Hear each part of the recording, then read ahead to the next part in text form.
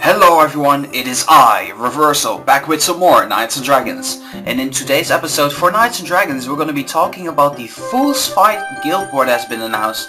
And in case you didn't notice, the war is going to end at the 31st of March. So that means right now it's the 27th, it's midtime for me. And the war starts in 16 hours, that means 27, 28, 29, 30, 31. That's going to be 5 days of a epic guild war. That's amazing. And it's going to be very intense and exciting too. I'm very curious to see what this war is going to do for us. So we're going to be talking a little bit about the Silver Chromatic Mantle. I'm going to be doing some comparison towards the Bronze Chromatic, because there seems to be a lot of controversy in the top guilds as why they would not go for this epic, and I can totally relate to them, at least in the sense that I can understand when I compare the stats why they wouldn't go for it. First off is the Bronze Chromatic Mantle. As you guys can see here, the Silver Chromatic Mantle has 1370 attack and defense. Please take into consideration that is really good because it's strong against every single element, and it will do double damage and it will have double defense against every single element. So this is a very powerful armor. However, the Bronze Chromatic Mantle, which came out a few months ago, has 1280 attack and defense. That means it only has 90 attack and defense more, and I'm talking about the silver version there. So that alone, for a lot of guilds who are spending a lot of gems to get another epic, is probably not going to be worth it for them because they already have a bronze version of the armor. I also want to make a comparison between the silver version against the bronze plus version. The bronze plus version, as you guys know, you'll only be capable of getting that if you are in the black metal, which is the first guild. So in this case, I think it's the Death Knights. So if you're in the Death Knights and you got the bronze plus version, you will have 1507 attack and 1408 defense.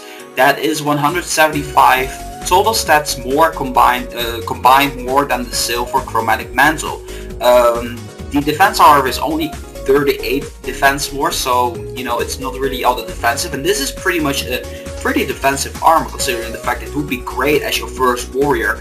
And the difference in attack is 137, so in overall the Bronze Chromatic Plus is a little bit better.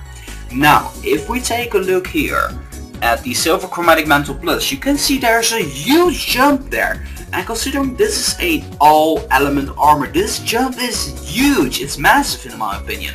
So if we take the Silver Chromatic Plus compared to the Bronze Chromatic Plus, we can see it's exactly the same attack, which is kind of weird to me in some way, I suppose. But the defense added on the Silver Chromatic Mantle is massive. We're talking about 198 defense here compared to the Bronze Chromatic Plus. So in overall, I feel that this is an okay war in case you don't have a Guild War epic yet. This is going to be a great addition towards your collection. I feel this is a really powerful armor, but then again I really can relate to the fact that a lot of people seem to be very disappointed about this Guild War. So I'm very curious to see what this guild is going to do. Are we possibly going to see some new guilds in the top 10? I don't know, we'll find out about that soon. Okay, the next point that I want to show you guys are the Maelstrom Irons. You will be getting this once you're rank 11 to rank 25. One thing that I noticed from the pattern, that if there is a pattern, I mean there was just one more. The previous, I suppose rank 11 epic, okay, rank 11 epic was the Forge Stone Aegis. The Maelstrom Irons total combined stats only has 4 stats more. So if there is actually a possibility that the next armor is going to be the Armor of the Devoted, because that's the next one in line. I'm actually very curious to see what's going to happen in that. I'm not entirely sure about it at all right now. Hopefully it keeps on increasing and eventually gets up to the point where the armors are actually pretty nice at all. So I'm very curious to see what's going to be happening next for rank 11 or to 25. And I also wanted to take a moment here to talk about the difference between the Boilerplate armor and the Boilerplate Armor Plus, as this is the legendary for this epic guild war. I did a funny comparison. The The boilerplate armor came to Knights and Dragons on the 30th of May 2013 as a legendary that was fusible. It didn't drop from a epic boss. And at that time, this armor was amazing. I'm not even kidding you guys. It was really good. And I did a comparison for the Boilerplate Plus and the Boilerplate regular version of the armor, and I came to a pretty shocking conclusion. Let's talk about the Boilerplate Armor Plus first. The Boilerplate Armor Plus is comparable to a epic boss armor that came out around August 2013. Now that is really already a while back. We're talking about, I don't know, 8 months now, 7 months, something like that. That's a really long time, so that will be really outdated. So right now at this moment I feel rank 100 to 50 is definitely not worth it for this epic war. However, the regular Boilerplate build is actually comparable to the Nian Wargear, because the Nian Wargear has a little bit more attack and a little bit less defense. So the only thing I'm really curious about is what was Greed thinking bringing out this armor with such a huge difference in stats? I don't really know right now. All I can say is the regular version of the legendary is a pretty nice armor for those of you guys who are pretty new to the game. You'll be capable of getting a better armor, I believe, than the redstone battle gear from the last war that we've been getting along the way. And I actually feel that this Boilerplate armor is a pretty nice armor in general.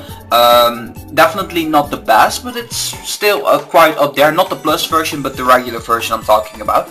So that's something I wanted to show you guys for this war. I'm gonna be very excited about the thing that's going on. And the next thing I want to show you guys is Vermax. And Vermax actually has the Vermax plate mill. And if you take a look at the stats are 1364 and 1571. And I want to show you something really awesome. You notice that the elements are air and water. Now let's take a look here at my knights, and specifically we're gonna be taking a look at the Nian Wargear. Now the Nian Wargear also has 5171 defense, so that means that the Nian Wargear is still up there when it comes down to defense, but if you take a look at it in terms of attack, it is a little bit less powerful. We're talking 1251 here, so that is an increase of 110 attack in comparison towards the Nian Wargear. So question is, will I be going for the Vermax armor? No, I won't be going for that. I will be going for it for the epic boss, for the creepy Qualis event, but I won't be going for it as one of my main armors, because I feel that's actually a waste to do so. So I don't know. Tell me what you guys think about the Guild War, and what you guys think about the Vermax epic boss armor, and I'll be very curious to see what you guys have to tell me about that. So yeah, that's basically it. I really wanted to show you guys this because a 5-day epic war is very revolutionary, I suppose. It's a historical moment in Knights and Dragons. I know I'm making it bigger than it really is, but no, I actually am not. It really is big news, so I figured I'd show you guys this in advance, because, you know, the news update will be conflicting with the epic war, and I figured, you know, news should be news, and yeah, that's gonna be it basically. So with all that being said, I want to thank you guys so much for watching. I'm really curious to see what you guys have to think about everything that I just said, and without any further ado, if you guys like this video, make sure to give it a thumbs up. This was Reversal for Knights and Dragons. I will be signing off now, and I'll see you guys in the next one.